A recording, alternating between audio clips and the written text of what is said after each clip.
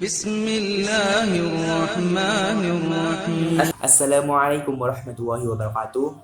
Alhamdulillah hadana bi abdihil mukhtari man da'ana ilaihi bidnihi wa qad nadana. Labaika ya man dalana wa hadana. Sallallahu wa barik alladhi bika ya musyafa'u wa hasuna wa hadana. Qala ta'ala fi kitabil karim. A'udzu billahi minasyaitonir rajim. Bismillahirrahmanirrahim. Rabbi shrah li sadri wa yassir li amri wahlul 'uqdatam min lisani yafqahu qawli. Allahumma shalli wa sallim wa karim ala sayyidina wa habibina wa syafi'ina. Allahumma shalli wa sallim wa karim ala sayyidina wa habibina wa syafi'ina wa maulana Muhammadin wa ala alihi wa sahbihi. Alhamdulillah, segala puji bagi Allah Subhanahu wa Ta'ala yang saya hormati dan yang saya muliakan, kepada guru-guru kita, para habib, para kiai, para ustaz. Kita doakan mudah-mudahan beliau ini panjang umur, sehat selalu diberkahi oleh Allah Subhanahu wa Ta'ala. Segala puji bagi Allah Subhanahu wa Ta'ala yang telah memberikan nikmat kepada kita, nikmat iman, nikmat Islam, nikmat keberkahan, nikmat panjang umur. Mudah-mudahan insya Allah nikmat yang diberikan kepada kita itu bermanfaat. Amin amin ya rabbal alamin. Salawat serta salam tak luput tercurahkan kepada junjungan kita Nabi Agung Nabi besar Nabi Muhammad Sallallahu Alaihi Wasallam, kepada keluarganya dan kepada pengikutnya hingga saat ini. Mudah-mudahan kita termasuk sebagiannya umat baginda Nabi Muhammad Sallallahu Alaihi Wasallam. Amin amin ya rabbal alamin. Teman-temanku sekalian, pada kajian kali ini saya akan membahas mengenai pentingnya membaca, menghafal serta memahami isi Al-Quran. Al-Quran diturunkan kepada Muhammad Rasulullah SAW selama 23 tahun masa kerasulan beliau. Al-Quran berjumlah 114 surat, 30 juz, serta 6.236 ayat. Di sini ada perdebatan mengenai isi ayat Al-Quran. Ada yang mengatakan 6.666 ayat, tetapi di dalam mushaf Mekah Madinah yang jelas adalah 6.236 ayat. Al-Quran diturunkan secara berangsur-angsur kepada Rasulullah SAW dengan perantara malaikat Jibril. Malaikat Jibril menurunkan Al-Quran ke dalam hati Rasulullah SAW dan beliau pun langsung memahaminya. Langsung disebutkan dalam Al-Quran surat Al-Baqarah juz 2 ayat 97 yang berbunyi, A'udzu billahi minasyaitonir rajim. Bismillahirrahmanirrahim. Qul man kana 'aduwwan li Jibril fa innahu nazzalna 'ala qalbika biidznillah. Fa innahu nazzalna 'ala qalbika biidznillah musaddiqan lima baina yadayhi wa hudan wa busyra lil mu'minin. Katakanlah, barang siapa yang menjadi musuh Jibril, maka Jibril itu telah menurunkan Al-Quran ke dalam hatimu dengan seizin Allah, membenarkan apa kitab-kitab yang sebelumnya dan menjadi petunjuk serta berita gembira bagi orang-orang yang beriman. Kemudian Rasulullah SAW mengajarkan Al-Quran itu kepada sahabatnya. Mereka menuliskannya di pelepah daun kering, batu, tulang, dan lain sebagainya. Pada saat itu kan belum ada kertas pada zaman modern seperti sekarang ini. Teman-temanku sekalian, kemudian para sahabat langsung menghafalnya serta memahaminya, bukan sekedar membaca. Pada saat Rasulullah SAW telah wafat, banyak terjadi peperangan. Dalam peperangan Yamamah misalnya, banyak para sahabat menghafal Al-Quran yang mati syahid. Melihat kondisi ini, Umar pun langsung meminta Abu Bakar radhiyallahu an sebagai khalifah yang membuat mushaf Al-Quran. Abu Bakar sempat menolak. "Apakah engkau meminta aku untuk melakukan apa yang Rasulullah belum pernah dilakukan?" ujar beliau. Tapi dengan gigih Umar bin Khattab menjelaskan urgensinya pembuatan mushaf Al-Quran itu bagi kepentingan kaum muslimin semua. Abu Bakar pun langsung menyetujuinya karena alasan tersebut. Abu Bakar pun lalu meminta Za'ad bin Harisah untuk melakukan tugas ini karena beliau adalah penghafal Al-Quran.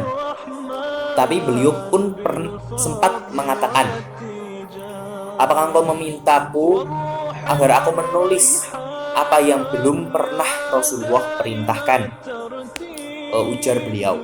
Tapi akhirnya pun Zaid pun menyetujui karena dikhawatirkan Al-Quran para penghafal Al-Quran mati syahid dan tidak membekaskan Al-Quran bagi kaum muslimin. Barulah pada zaman Khalifah Utsman bin Affan mushaf Al-Quran selesai sebanyak 5 buah. Satu disimpan Utsman, dari 4 yang lain disebarkan melalui Mekah, Syria, Basrah, dan Kufah karena ada 5 buah Al-Quran. Jadi pada saat itu para sahabat, tabi'in, tabi'at mempelajari Al-Quran dengan menghafal karena jumlah mushaf yang sangat sedikit. Bagaimana dengan kondisi zaman sekarang? Bila kita perhatikan, sekarang kita ini ada beberapa persen di antara kita yang bisa menghafal Al-Quran, atau ada yang sedang menghafal Al-Quran dari satu desa pun, dari satu desa misalnya. Ada berapakah yang menjadi penghafal Al-Quran? Zaman dahulu banyak sekali penghafal Al-Quran, malah mereka berlomba-lomba untuk segera menyelesaikan hafalan Al-Quran. Lantas bagaimana pada zaman sekarang ini? Apakah banyak penghafal Al-Quran? Bahkan penghafal Al-Quran dalam satu desa pun dapat dihitung dengan jari, berbeda dengan zaman dahulu. Kaum muslimin saat ini masih cukup berpuas diri dengan hanya bisa membaca mushaf Al-Quran dan tidak memaknai maknanya. Padahal membaca Al-Quran itu baru langkah awal interaksi dengan Al-Quran. Al-Quran sebagai petunjuk bagi kita tidak cukup dibaca, tapi juga dihafal dan difahami. Mungkin ada sebagian yang berkata, mengapa kita perlu menghafal Al-Quran? Tidaklah cukup dengan membaca mushaf dan membaca terjemah. Ternyata tidak, kaum muslimin. Dengan menghafal Al-Quran ada rasa atau istilahnya zauq yang diberikan Allah kepada kita. Banyak sekali manfaat dalam menghafal Al-Quran. Rasa ini didapat karena ayat-ayat yang dibaca berulang-ulang. Coba saja, ketika kita membaca satu kata dalam Al-Quran, ada 20 kali pengulangan kata tersebut, berapakah pahala yang kita dapat? Padahal satu huruf Al-Quran yang kita baca, kita sudah mendapatkan 10 kebaikan. Masya Allah. Pengulangan kalam-kalam suci itulah yang menjadi makanan untuk hati kita. Dan sesuai dengan ayat Al-Baqarah yang seperti yang dibacakan saya tadi, Quran itu diturunkan di hati Nabi Muhammad, bukan di akal pikiran beliau. Artinya Al-Quran itu konsumsi atau makanan hati, bukan sekedar pikiran.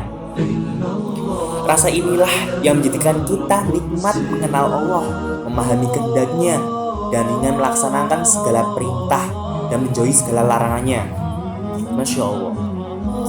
Rasa ini kurang ada juga sedikit ketika kita hanya membaca. Lantas, apa kita masih ingin membaca Al-Quran tanpa memahami isinya dan tidak menghafal? Efeknya berbeda dengan penghafal Al-Quran. Mereka selalu mengulang-ulang hafalan Al-Quran. Berbeda dengan yang hanya membaca tanpa memahami, tanpa mengulang-ulang. Efeknya sangat berbeda dengan yang mengulang-ulang. Kaum muslimin saat ini cukup berpuas diri dengan membaca atau istilahnya buta Al-Quran. Masih banyak pada zaman ini yang bahkan yang belum bisa membaca Al-Quran. Bagaimana cara memahami kalau kita belum bisa membaca Al-Quran? Apalagi yang sudah membaca Al-Quran, seharusnya kita bisa memahami ataupun menghafal isi dalam Al-Quran. Bila kita menghafal dan mentadabburi Al-Quran, maka Allah akan memberikan banyak sekali pengetahuan kepada hati kita, seperti yang difirmankan oleh Allah Subhanahu wa Ta'ala dalam surat Asy-Syam ayat 8-10 yang berbunyi, A'udzu billahi minasyaitonir rajim. Bismillahirrahmanirrahim. فألهمها فجورها وتقواها قد أفلح من زكاها وقد خاب من دساها. Al-Ayah. Maka Allah mengilhamkan kepada jiwa itu jalan kefasikan dan ketakwaan. Sesungguhnya beruntunglah orang yang mensucikan jiwa itu, dan sesungguhnya merugilah orang yang mengotorinya. Ilham ini dapat dirasakan dalam hati kita, misalnya ketika kita lagi diterpa sebuah masalah. Tiba-tiba tanpa kita sadari, masalah itu dapat kita selesaikan dengan mudah. Itulah yang dinamakan ilham dari Allah. Atau ilham itu adalah sebuah pembeda. Ketika kita lagi di tempat sebuah maksiat atau bar atau kafe gitu, ada rasa ketidaknyamanan pada diri kita, ada rasa ketidakenakan dalam diri kita ketika di tempat tersebut. Nah, itulah yang menamakan pembeda dalam diri kita, seperti yang dijelaskan di dalam surat Al-Anfal ayat 29. Hai orang-orang yang beriman, jika kamu bertakwa kepada Allah, kami akan memberikan kepadamu furqan atau pembeda, dan kami akan jauhkan dirimu dari kesalahan-kesalahanmu dan mengampuni dosa-dosamu, dan Allah mempunyai karunia yang besar. Al-Quran juga sebuah petunjuk atau pedoman hidup bagi kaum muslimin. Dzalikal kitabu la raiba fihi hudal lil muttaqin. Kitab Al-Quran ini tidak ada keraguan padanya, petunjuk bagi mereka yang bertakwa. Al-Baqarah ayat 2. Intinya, Al-Quran adalah pedoman hidup bagi manusia, tapi hanya segelintir orang yang menghafal dan paham isi Al-Quran. Bahkan ada orang kaum muslimin sampai meninggal pun dalam keadaan belum bisa membaca Al-Quran atau belum bisa belum pernah menghatamkan Al-Quran.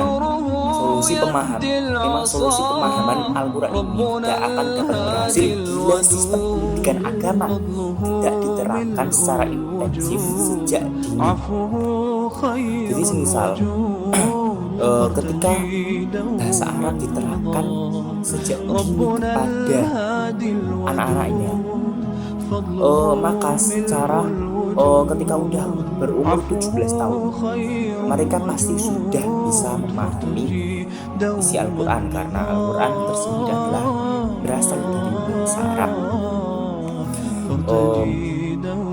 Bila secara individu keluarga yang dibidanya juga akan berkualitas sehingga akhirnya sebuah masyarakat yang ditemukan selama ini sudah dapat teman-teman kaum muslimin. Memahami Al-Quran itu bukan fardu kifayah yang dibebankan pada ulama, kiai atau ustaz, tapi seperti yang dicontohkan oleh para sahabat dulu, sahabat Rasul, membaca, menghafal, memahami dan melaksanakan Al-Quran dilakukan sebagai kewajiban individual setiap kaum muslimin. Bila secara individu seorang muslim meningkatkan kualitasnya, keluarga yang dimiliki juga akan berkualitas, sehingga akhirnya sebuah masyarakat madani akan tercipta dengan lantunan Al-Quran.